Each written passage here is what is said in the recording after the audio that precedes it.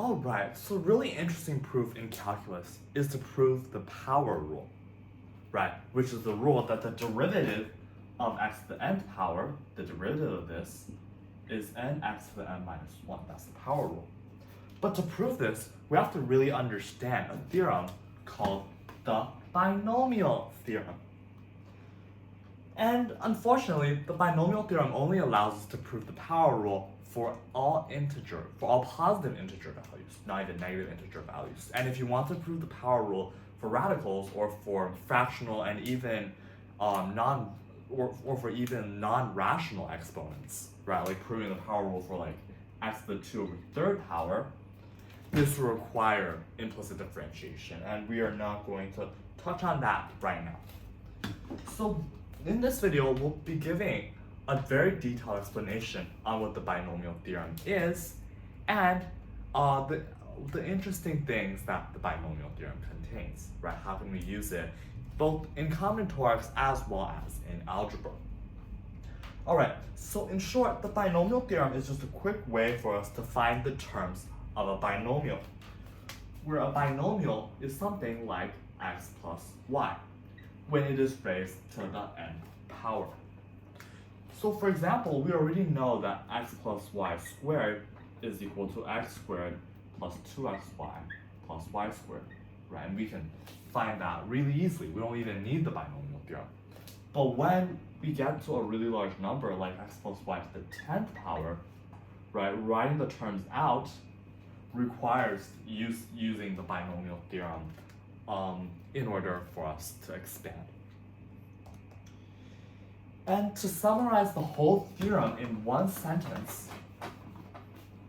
we're just saying that x plus y to the nth power is equal to what? It's equal to x to the n plus n choose y, x to the n minus 1, y plus n choose 2, x to the minus 2 y squared plus dot dot dot plus n choose n minus 1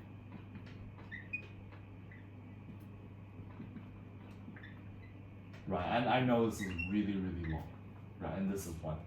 And I know that this is really long, but essentially this is what the binomial theorem is, if you just want to memorize it.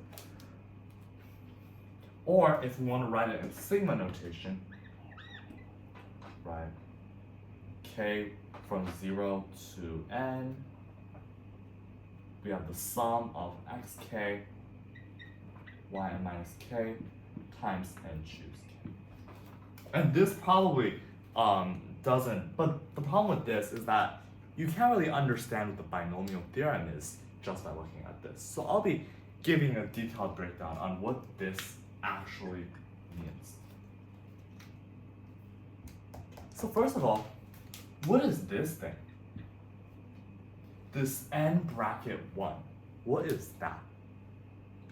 So this really means, right, n choose k, or n bracket k here, the thing that looks like this, is just a way to say the number of ways to choose n items, to choose k items from n items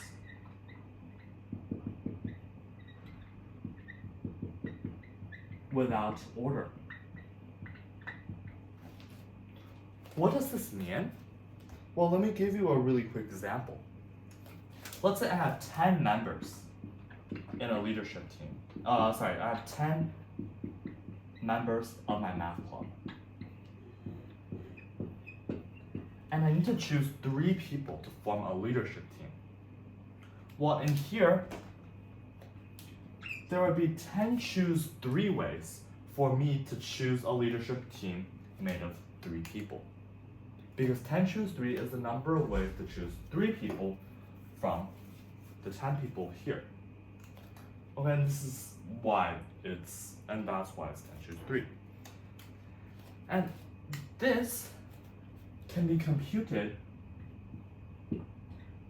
by n factorial over k factorial times n minus k factorial. And I'll be explaining this in another video, some future video of why it's true, but right now you don't have to worry about that because we don't have that much time to explain this and we want to go to the binomial theorem. Now, after we know this, how does this whole theorem intuitively make sense? Well, when we expand x plus y, let me erase this part.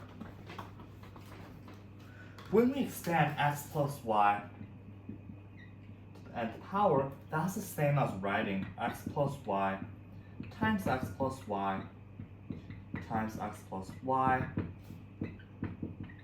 But we are doing this n times. There are n factors of x plus y in this expansion. And then this will give us x to the n plus something x to the n minus 1, y plus something x to the n minus 2, y squared plus dot dot dot plus y to the n. Right, I think this makes sense because what you're essentially doing here is you're choosing an x or a y from each factor.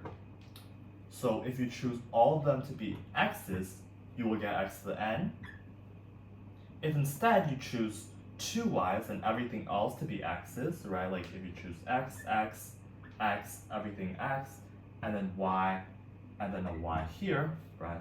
If there's this, then you'll get the term x to the n minus 2 times y squared. Because you choose all x's except for two y's. Right, but now the question is, what are these coefficients behind these terms? Now this is where this ties back into our concept of n choose k. So let's look at each of the terms one by one. X to the nth power is achieved when we multiply all the x's together. In other words, when we choose all of these terms, all these factors to be x's. And this is really self-explanatory. There's only one way to choose for all of the factors to be x, which is to choose x in each term, each factor.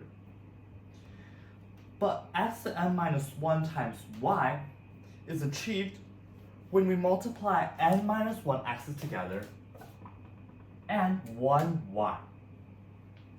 And this time there is more than one way to achieve this result.